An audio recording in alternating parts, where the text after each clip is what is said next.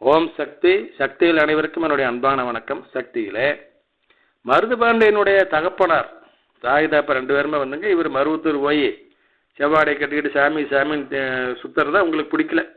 இது எல்லா குடும்பத்திலையும் இருக்கிறதானுங்க. எனக்கும் இந்த அனுபவமெல்லாம் அந்த காலத்தில் இருந்தது. நீ சேப்பு கட்டுறப்ப இருந்தால் விட்டுட்டு வெளியே போன்னு சொல்லி சொன்னாங்க.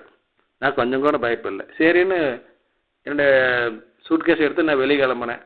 அப்புறம் உடனே ஒடியாந்து கட்டி பிடிச்சிட்டாங்க. விஜய் போகாத போகாத, நான் ஒரு சொல்லி பார்த்தா நீ பயப்படுவியான்னு சொல்லி, நீ அதுக்கெல்லாம் அசர்றா இல்லை, நீ போக்கில் இருந்துக்க விட்டுட்டு போகான்னு சொல்லி தடுத்துட்டாங்க. அதே மாதிரி தானுங்க மருதுபாண்டிய வீட்லேயுமே அவங்களுக்கெல்லாம் வெறுப்பு, பெரியவங்களுக்கெல்லாம். இவன் என்னடா இப்போ என்ன மாதிரி சாமியாரோட தெரியறாங்கன்னு சொல்லி.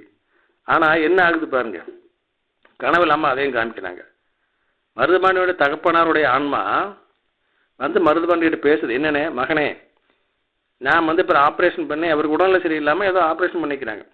அந்த ஆப்ரேஷன் செய்த அந்த புண்ணானது நீ அடிக்கடி மருவத்தூர் சென்ற காரணத்தினால்தான் எனக்கு அது வேகமாக குணமாகிறது. எனவே நீ வந்து அவர் வந்து மருவத்தூர் கோயிலில் ஓம் சக்தி பீடத்துக்கு வெளியே நிற்கிறாரு. நின்றுக்கிட்டு மகன்கிட்ட சொல்கிறார், மகனே நீ அடிக்கடி இந்த கோயிலுக்கு போ, கோயிலில் போய் அம்மாவை கும்பிடு, தொண்டு செய் அப்படின்னு சொல்கிறார்.